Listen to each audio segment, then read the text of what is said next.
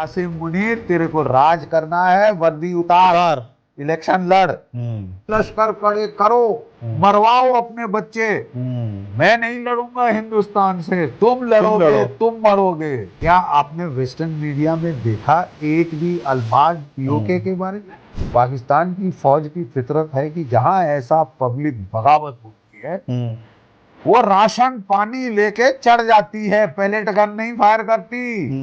कि मोहम्मद यूनुस की सरकार ने क्या गुल खिलाए, तबाही मचाई, वहां कर दिया। इकोनॉमी जो अच्छी खासी चल रही थी बंटा धार कर दिया, उसकी बत्ती बंद कर दी जाए। इस वक्त चीन दो फ्रंट सिचुएशन में नहीं पड़ना चाहता, उंगली देना शुरू हो गया। तो हम सबसे नहीं जी, हम तो सबसे लड़ेंगे, इकट्ठे लड़ेंगे, इकट्ठे ताकि पिटे। तो तुम गधे हो और गधे पिटते हैं। बिल्कुल।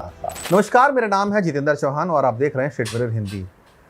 पीओके में भारी बवाल मचा हुआ है। बांग्लादेश में भी दोबारा से एक राजनीतिक उठापटक होना शुरू हो गई है। नेपाल में हम देख ही रहे हैं क्या हो रहा है। लेकिन बड़ा सवाल यह है कि आखिर पीओके में चल क्या रहा है। क्या ये सही मौका है भारत के पास भी कि, क्योंकि भारत लगातार कहता रहा है कि पीओके एक दिन हमारा हिस्सा होगा। लेकिन अब जिस तरह के हालात हैं, सेना और पीओके की जनता आमने सामने है। बलूचिस्तान में हमने देखा पाकिस्तान का किस तरीके से बलोच आर्मी ने कहीं ना कहीं नाको चने चबा रखे हैं। क्या पाकिस्तान के टुकड़े हो जाएंगे? इन्हीं सब चर्चाओं पर बात करेंगे। मेरे साथ बहुत खास मेहमान मौजूद हैं। मेरे जनरल जीडी बख्शी सर हैं, जो कि बखूबी जानते हैं पाकिस्तान को किस तरीके से जवाब देना है किसी भी चीज़ का, और पीओके में क्या चल रहा है। स्वागत कीजिए बख्शी सर का। बख्शी सर, जय हिंद। Thank you. Bakshi sir, PoK एक ऐसा मसला है जो भारत के लिए बहुत महत्वपूर्ण है। बहुत लंबे समय से ये लगातार बात उठती रही है कि पीओके को भारत का हिस्सा बना लेना चाहिए। सरकार ने भी अपनी विल दिखाई है, लेकिन एक्शन आज तक कुछ हुआ नहीं है, सिर्फ बातें हुई हैं। Is this a right time to take any action against these people or against the Pakistani army to take the POK back in India? First of all, number one, Yes sir.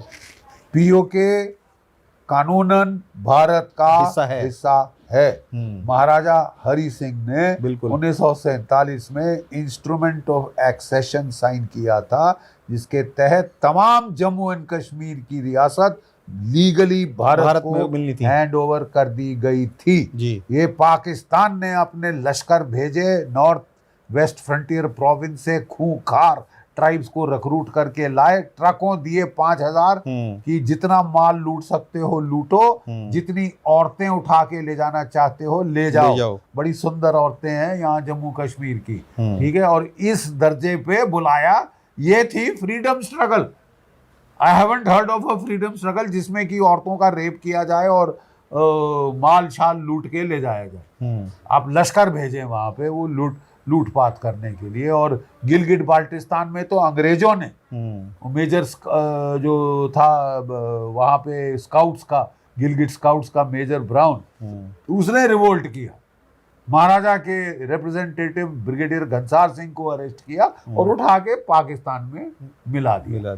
ठीक है हमारा हमेशा। वो लोग हमारे citizen हैं। हमने उनके लिए सीटें रखी हैं अपनी पार्लियामेंट में, अपनी असेंबलीज में खाली रखी। बिल्कुल ठीक है, ये एक दिन हिस्सा बनेंगे। ये एक दिन हिस्सा बनेंगे। लेकिन क्या सर, मैं वही पूछ रहा हूँ, बहुत लंबा समय निकल गया सर बातें होते हुए, लेकिन जिस तरीके के अभी हालात पीओके में हैं और पाकिस्तान की आर्मी उनके सामने है, बिल्कुल सर, कत्लेआम हो रहा है, लोग सड़कों पर निकले हुए हैं, मुजस्समे लग रहे हैं सर, तकरीरें हो रही हैं बहुत बड़ी बड़ी।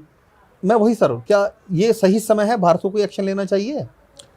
बिल्कुल लेना चाहिए, लेकिन क्यों बिल्कुल लेना चाहिए, बट आपको टाइमिंग देखनी होगी। ठीक है।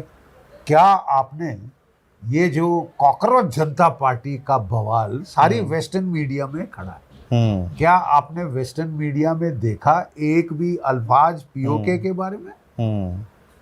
नहीं, वहां गदर नहीं हो रहा, वहां लोग बगावत नहीं कर रहे। बिल्कुल।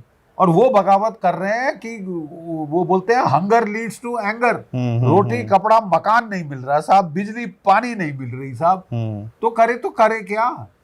ठीक है। वहां पे सबसे अच्छी टिप्पणी इस चीज पे की है मौलाना फजलुर रहमान साहब। मैं नहीं कह रहा, पाकिस्तान का एक बड़ा मशहूर पॉलिटिशियन JFC के मौलाना डीजल, वो क्या कह रहा है साहब? वो कह रहा है आसिम मुनीर, तेरे को राज करना है, वर्दी उतार, इलेक्शन लड़। आसिम मुनीर तैने वर्दी डाली है, लड़ाई के लिए तनख्वाह तुझे मिल रही है, लेकिन तू हम लोगों को, आम लोगों को बोल रहा है लश्कर खड़े करो, मरवाओ अपने बच्चे। मैं नहीं लड़ूंगा हिंदुस्तान से, तुम लड़ोगे, तुम मरोगे, गरीबों के बच्चे मरेंगे। ठीक है साहब, दोहरे मापदंड अपना रखे हैं। वो गरीब जो कि 2 रोज की रोटी नहीं नसीब हो रही था, और करे तो क्या करे? वहां का अगर जेन्युइन कॉज की आप बात कर रहे हैं, इससे ज्यादा जेन्युइन कॉज आपको कहाँ मिलेगा? वो लोग कह रहे हैं साहब देखो बॉर्डर के पार 2 रोज की रोटी मिल रही है, अच्छे खा पी रहे हैं, टूरिज्म आ रही है, सब कुछ है। कहाँ उनका देखो खुशहाली में वो जा रहे हैं, और हमारी हालत देखो। ठीक है, प्रॉब्लम पता क्या है?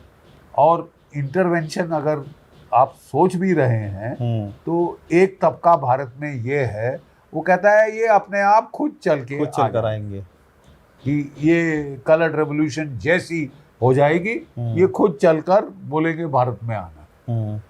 तो पॉसिबल लगता सर आपको? माफ कीजिए, नहीं लगता, नहीं लगता। एक बड़ा अच्छा संस्कृत में श्लोक है, उद्यमेन ही सिद्ध्यन्ति कार्याणि न मनोरथे, नहीं सुप्तस्य सिंहस्य प्रविशन्ति मुखे मृगा।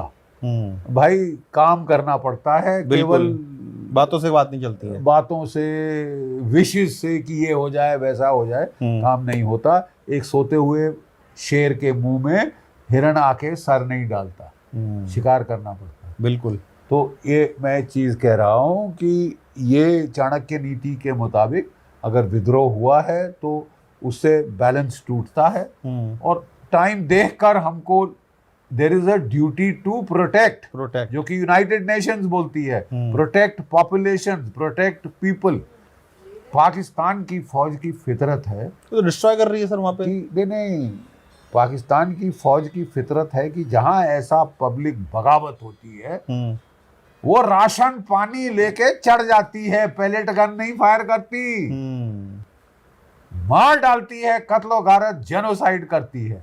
1971 बांग्लादेश में क्या हुआ?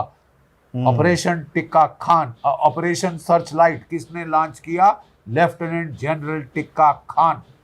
1 मिलियन बांग्लादेशी औरतों की इज्जत लूटी गई, 3 मिलियन बांग्लादेशी मार डाले गए, 10 मिलियन धकेले रेफ्यूजी बना के भारतवर्ष के अंदर। ठीक है, 1971 चश्मदीन गवाह हो। ठीक है, हम थे वहां पे।